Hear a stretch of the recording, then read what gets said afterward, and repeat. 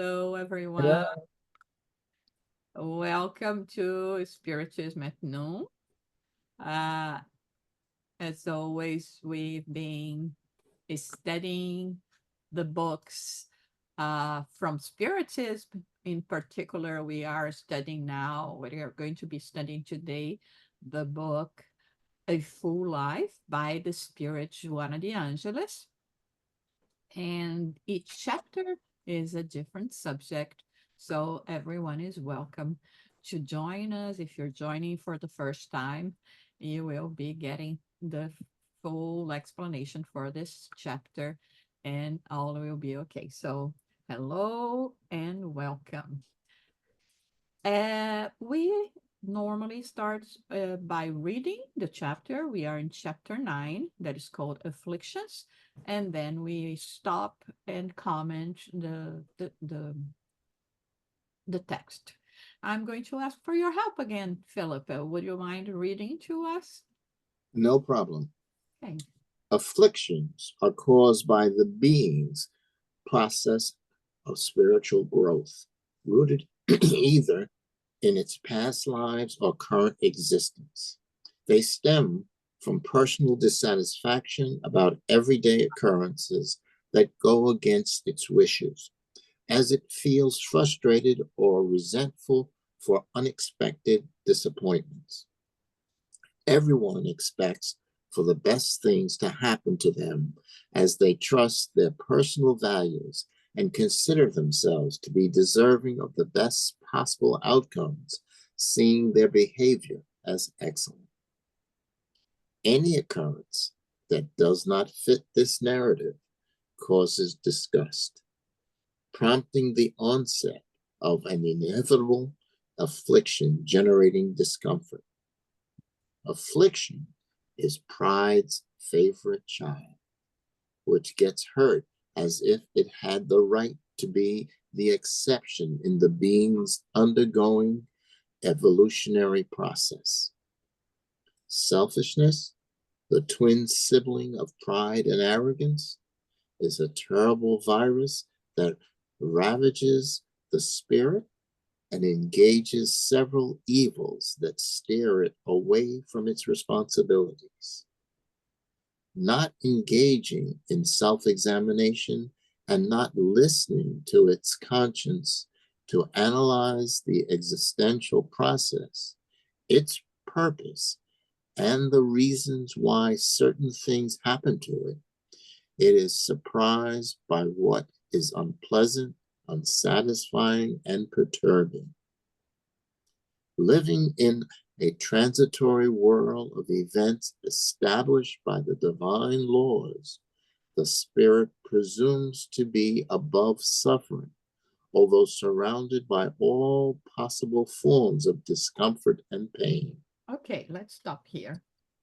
So, when Joanna de Angelis is talking about afflictions here, uh, meaning the difficulties that we have in the world, meaning not necessarily pain and suffering, but that state where we all feel somewhat unsatisfied and undeserved of situations that life throws at us. Of course, we are always with great expectations, wanting life to bring the best for us. We focus a lot about on the good things that are happening to other people, and then we would like those things to happen to us, but we do not pay attention, of course, that in the lives of people, of everyone actually, we have good times and we have bad times. So focusing only on the good or what it seems that is good happening to those people, we long for the same kind of realization to us. Nowadays, of course, with social media and people being, of course, more prone to display their best times in life, it creates this illusion that everyone's life is easier and ours is not. And in this case, because of, pride and selfishness, we feel that we do not deserve that. We feel that we are the only one that is going through the hardships of life.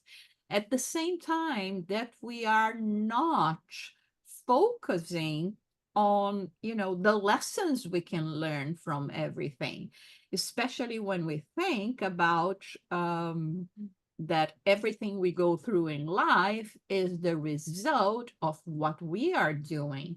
So if things are not exactly in the way that I would like them to be, and who's at fault here?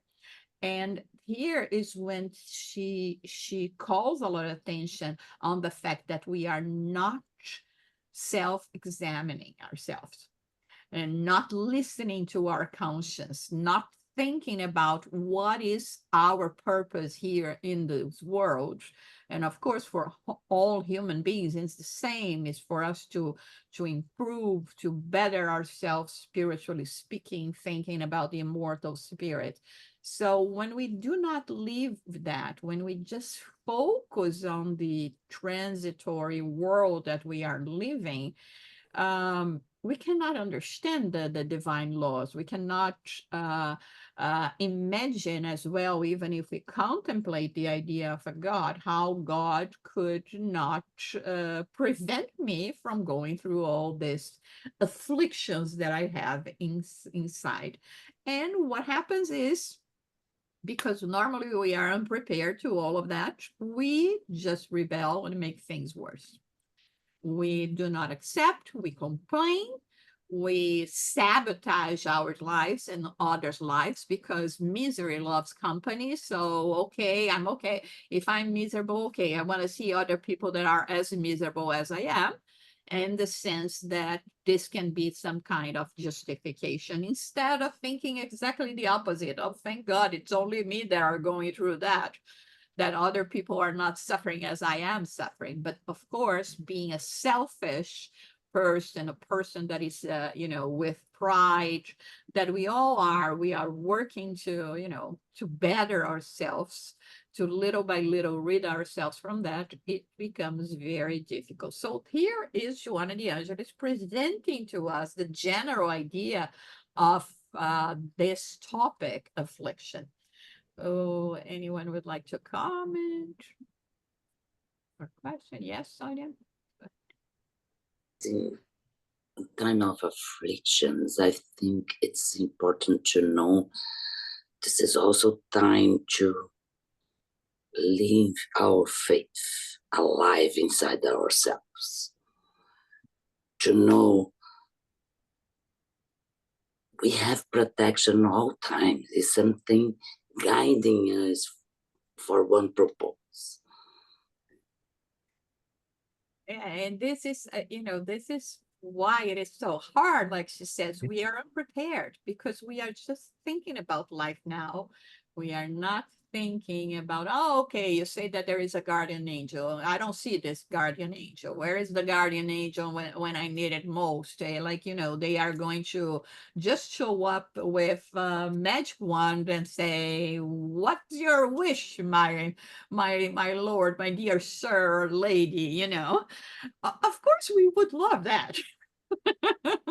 We are children. We want the adults to do the work for us, but we are children in transition. So it's come up, we are at that point where, parents on earth and parents from heaven will say, you have to learn to do that by yourself.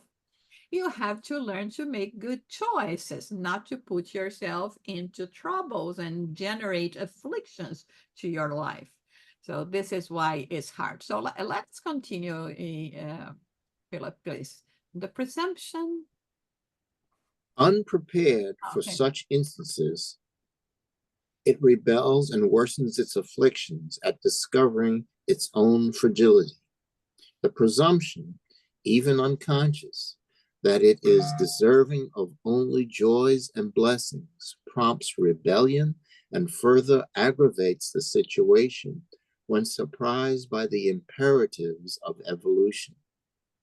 Without question, there is an urgent need to continually revise life's principles in order to be prepared for the challenges ahead. Together, we are all building the world, which gets better or worse because of the contributions made by all its inhabitants. Suffering is part of the process, since not everything happens as wanted or expected. Unexpected events always occur, or even if anticipated, are essential for the harmony of the whole. Non-acceptance of any form of suffering weakens the human being, causing it to become its own victim, leaving it vulnerable to rebellion, with its inner precarious state not reflecting its external appearance. Consequently, it is commonly said that this happens because the flesh is weak, as if it were the basis for life. We know that it is the being itself that commands the moral Sorry. decisions it transmits to the body, which undergoes continual changes until it is consumed by the biological fatalism of death. With all the knowledge and scientific tools at our disposal today, we can no longer justify certain moral and social behaviors that are the cause of so many afflictions. Okay.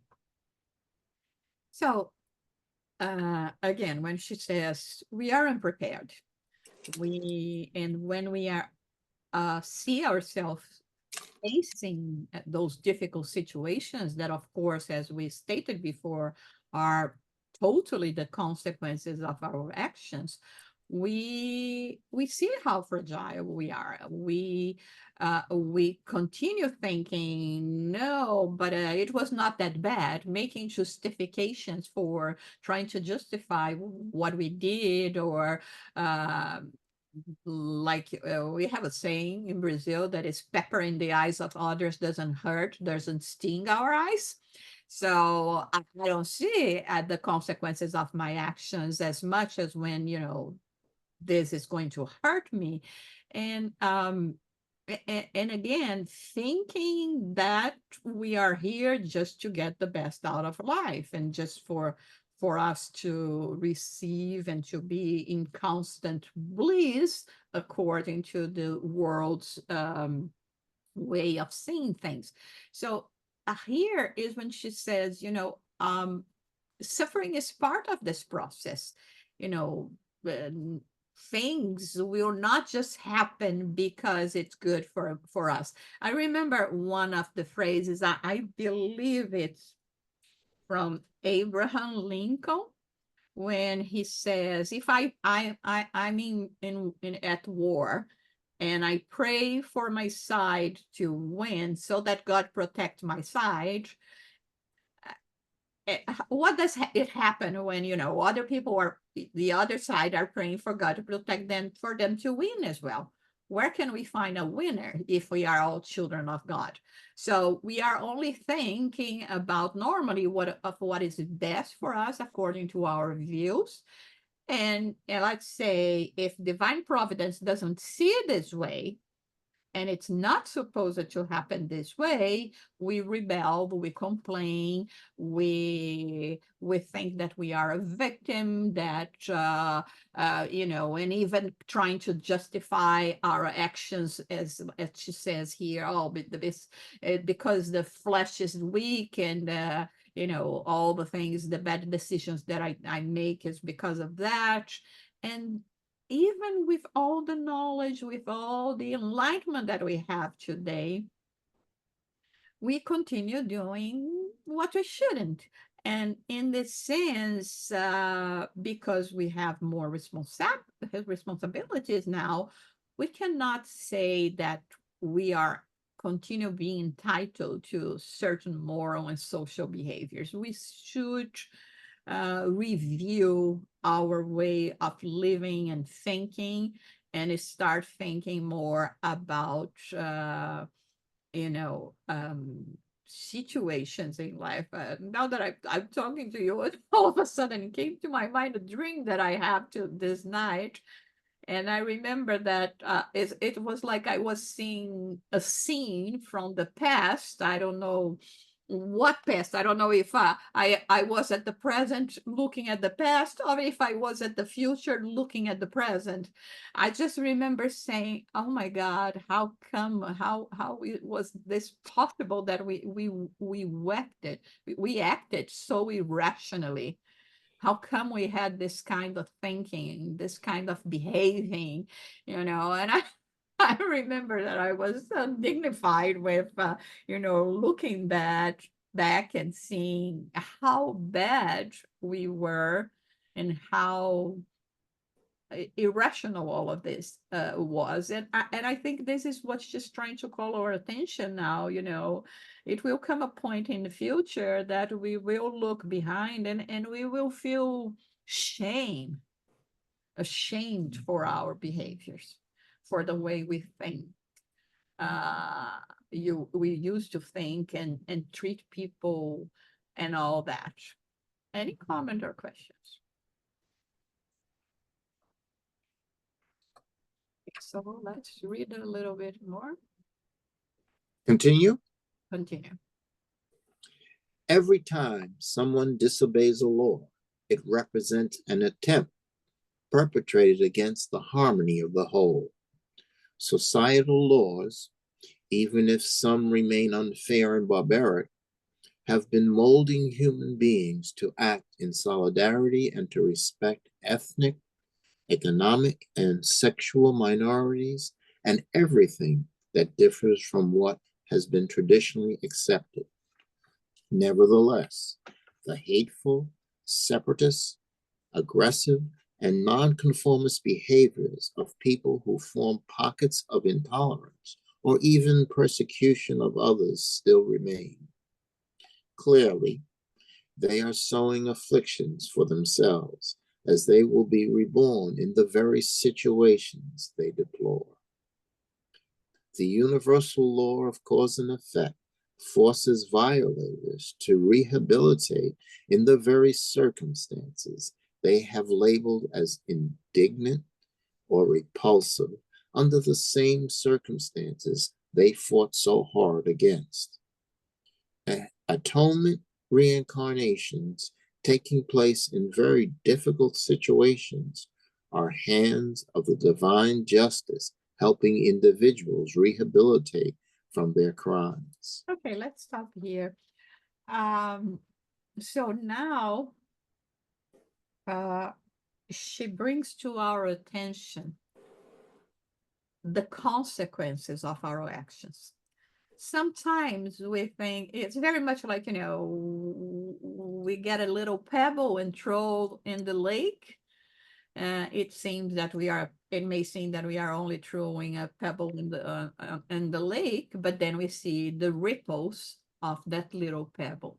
So this is exactly what she's talking about. Our actions, they make ripples, even though we do not realize and do not know exactly what is happening. So that's why we have to be very mindful of our actions, especially, of course, if we are talking about a bad conduct in this way.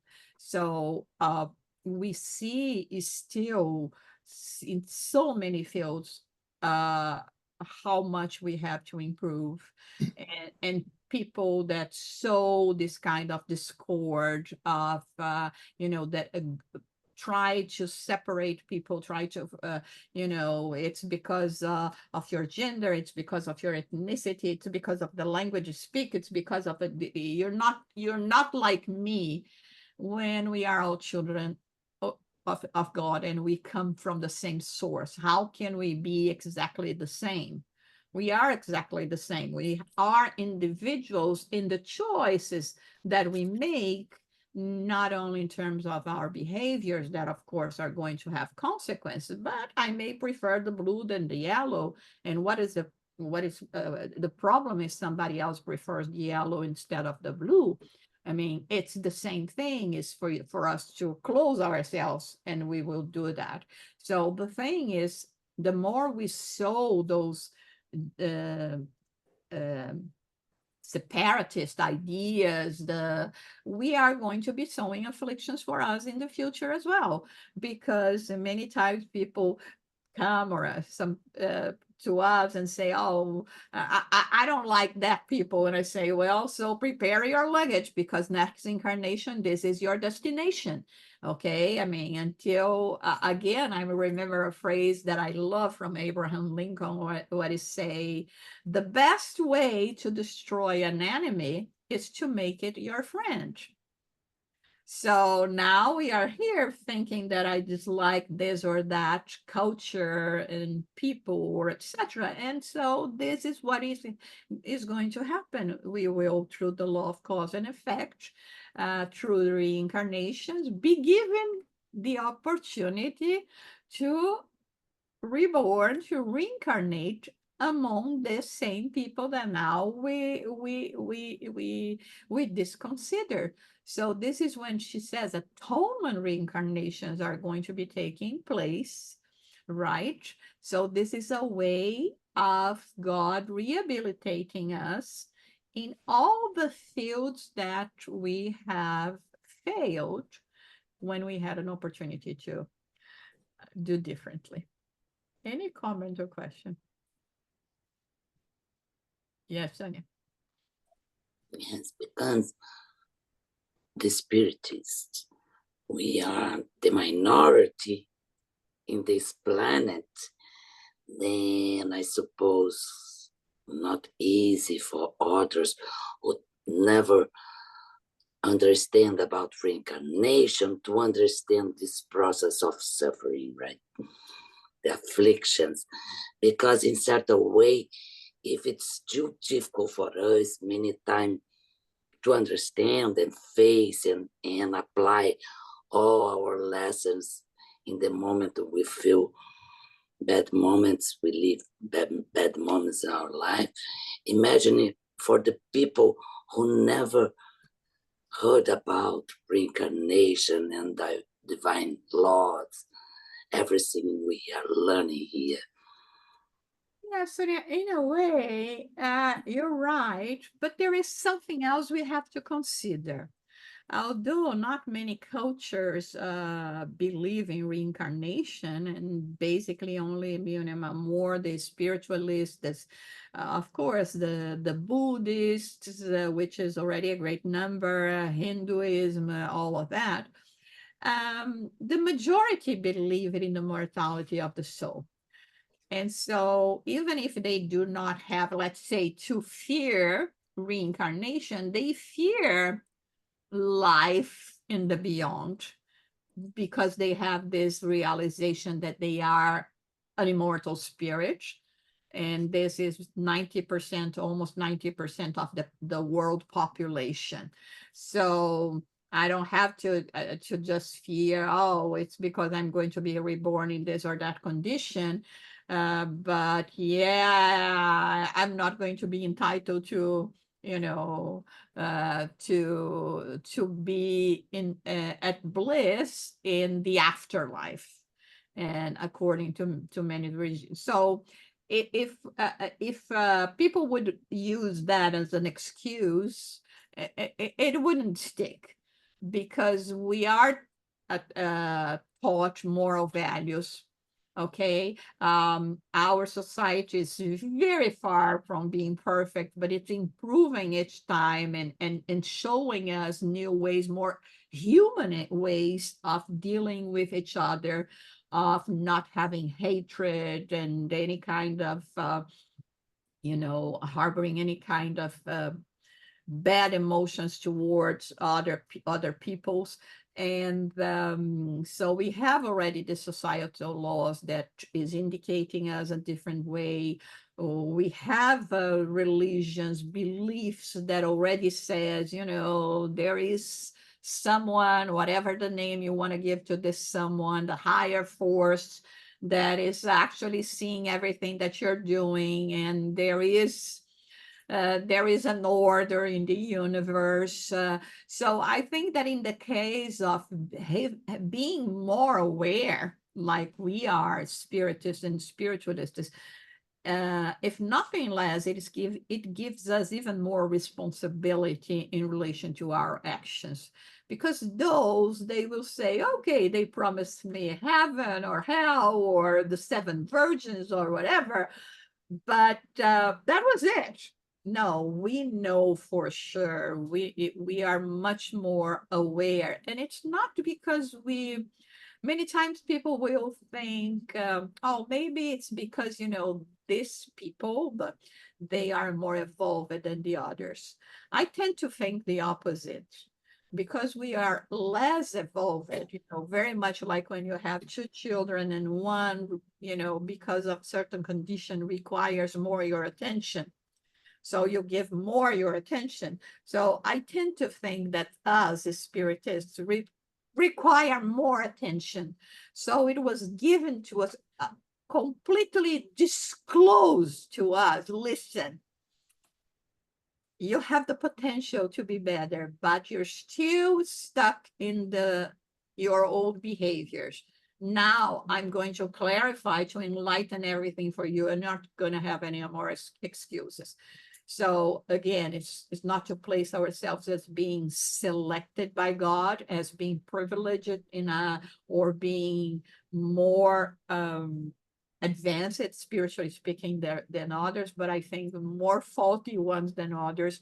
And so God in his mercy has placed us in the midst of this set of knowledge that we have in the spiritism, so to make it really awaken us.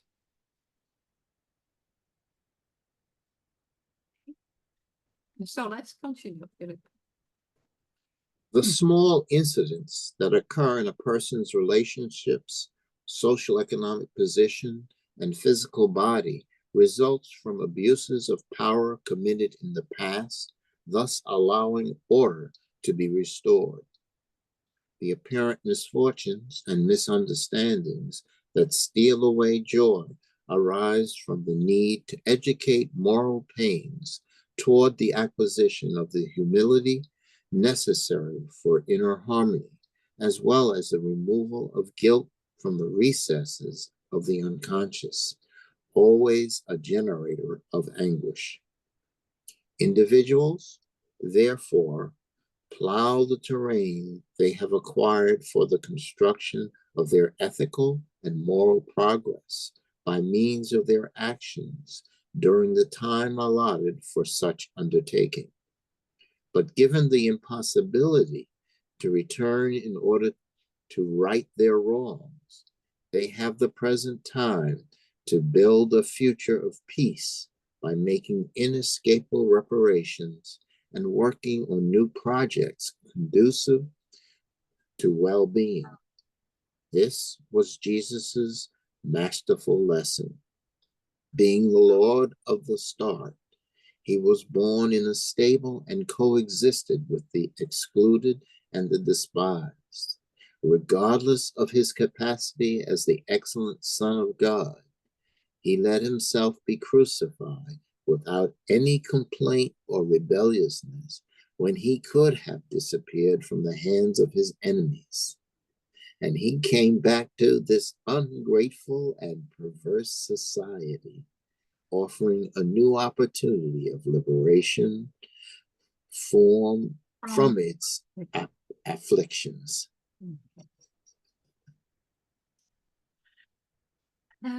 So again, when we think about the origins of our afflictions, Joanna de Angelis makes it very clear here. We are at the basis of everything. In the relationships we have, in the socioeconomic position, even, how healthy or not our physical body is. It's everything the result of what we have been sowing. So here, that let's just say we are going to plow the terrain, the terrain that we have acquired. So, uh, but uh, but what is really amazing about all of this, uh, because during so many centuries, millennia, we thought that this was just a punishment. It is not a punishment at all. The idea is never going to be a punishment, but always lessons to be learned, an educational opportunity. So, of course, we may look at it as being, oh, I've been punished by God. No, God has nothing to do with that. This is, your own doing. But God is going to give you an opportunity to learn things that you have to learn. But of course, if you messed up, you have a terrain that you have to plant, vegetables to survive. If you do not plant vegetables to survive, how can you blame God? He gave you the seeds, he gave you the terrain, he gave you the weather, the proper weather for this to happen, and you didn't do your work. That's why you are starving now.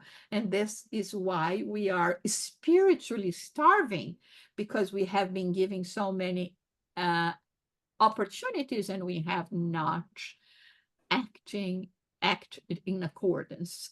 So, um, and she always brings the examples of Jesus, because, just to say, listen, there is no privilege and there is no circumstances we cannot overcome. Jesus came in a very difficult situation. I mean, he was born in a complete state of poverty, right, in a stable. His parents were very humble, extremely good, infinitely good, but humble. He didn't have, let's say, a proper education in the temples like they had at those times. He was even born in the and lived his life in a city that was despised by his whole country. That was the Galilee Nazarene, being born in Nazareth. What good can come from Nazareth? So he was labeled from the beginning as being a person that you could not expect anything from him. Was he worried about that? He believed in himself. And how now we can say, oh, but Jesus was a perfect spirit. Yes, but he showed that we can, within our possibilities, overcome all the obstacles that we may find in our way. And even when he did that, he gave himself completely. He was still not understood, and people showed themselves to be ungrateful and even perverse in the ways that they treated him. So now I think when we think about this mercy of being able to return in order to make amends, in order to use this life as an educational opportunity, learn more things, it's a blessed opportunity, really. Any question or comment? I believe, Susana, that when we speak about Jesus and we look at who he was and who he is, people look at it, I believe, and say, well, that was Jesus. I can't do that. And they don't reverse it to say that he was the example. He came here to teach us. He is and he was who he was. But the most important thing here was that he was the example. And to think, to say, well, he was a perfect spirit. I'm not. How could I do that? But look at the example. We have to look at the example. And I find many times that when I have someone who's in difficulties and try to guide or help them or say one word in trust of Jesus, they kind of understand, but yet I see that many of them just think that they can't do it. But he is there giving the greatest example of the world through his afflictions and all that he went through. Of course, we go through ours, but nothing compared to what he went through. So how in the world, how much could you set an example and try to, let the person see that this is not what we believe. He is the Son of God, the Your perfect computer is Spirit. due for regular service. Please. So it's I don't know. I find that many of them do, idolize Jesus and pray and believe in him, but could that be the reason? I don't know. I'm so baffled at this sometimes. Yes. I think we all, in a way, are in a process of understanding Jesus better and better. And again, dealing in guilt or staying in guilt because we haven't understood him up to now, or even maybe participated in with the crazy mob that led to the crucifixion. It's not going to do any good to her. Fanaticism also is not going to help us in this case. What we are required is a rational faith and think, okay, those spirits, they, like we may say of so many others, like Mother Teresa, the spirit Joanna de Angelis, and so many incarnations, and Chico Xavier and Divaldo Franco, we say, oh my God, those are special people. Yes. They made themselves special. This is a different thing. We think they were born with these privileges or this condition. No, this is an acquired condition. And this is what we are trying to do as well. And I think this is the reason why we go into the situation of, having to learn from ourselves. And it's so interesting because just now when I'm thinking, about the greatest representatives of spirituality, religiosity in the world, thinking as one of them being Jesus, or thinking about Moses, or thinking about Buddha. Moses also was born of a race that was a slave in Egypt, and then he was kind of adopted by the princess of Egypt, and was well raised, but then he gave up everything. But he came from a very humble situation, and he gave up everything for, a crazy idea of that was considered at that time of liberating the Hebrew people.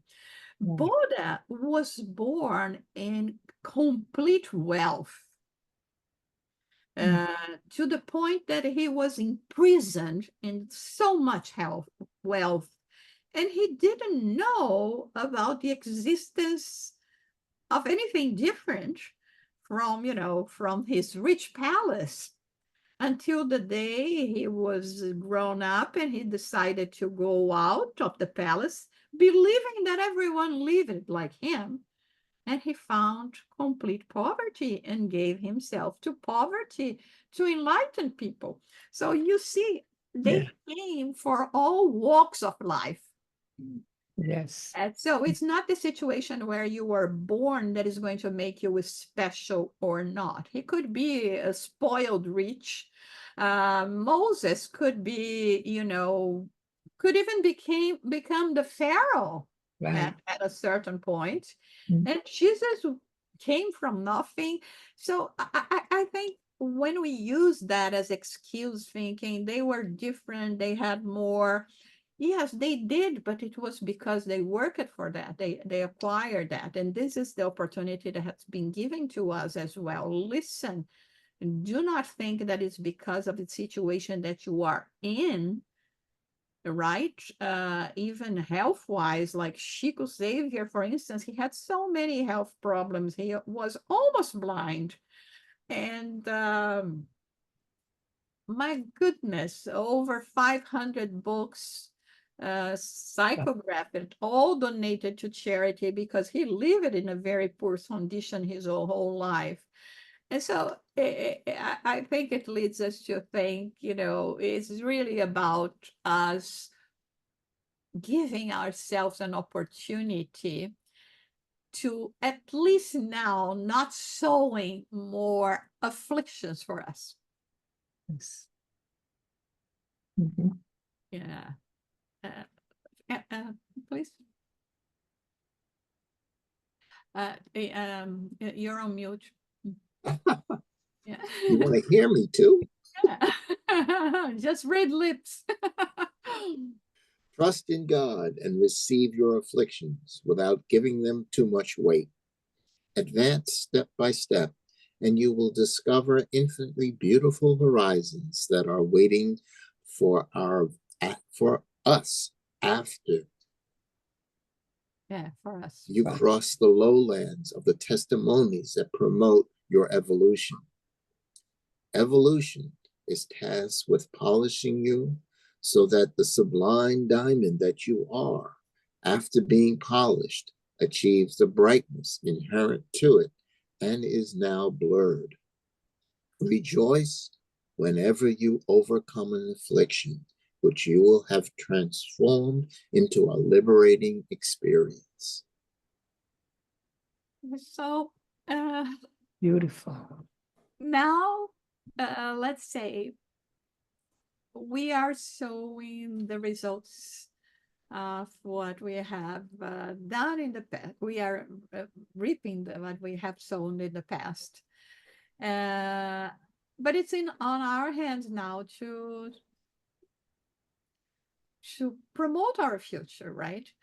So let us always be reminded that our destiny is not one of, being in a difficult condition, living afflictions, growing through pain and suffering, but we are actually here to let our light shine, because we are, like diamonds. We are uh, the result of God's creation, right? And there is this light, there is all this potential within ourselves. And very much like I was remember Michelangelo used to say how he would manage to bring about to life, let's say, his sublime statues like the Pietà, Moses, and so many others that he did. And he said, "Well, I don't do the work. I just remove from the stone what was not supposed to be there so that they can be shown to the world." So it's the same thing. There is this beautiful statue that represents us here, but there is so many layers of unnecessary stone on top of it that we have to remove. Sometimes it will require a lot of sacrifice on our parts of changing our ways completely, but it is there. So it's up to us to transform our lives and let our light shine, right? Yeah. Okay. Any comments? Mm. No? Okay, so thank you. Let me start.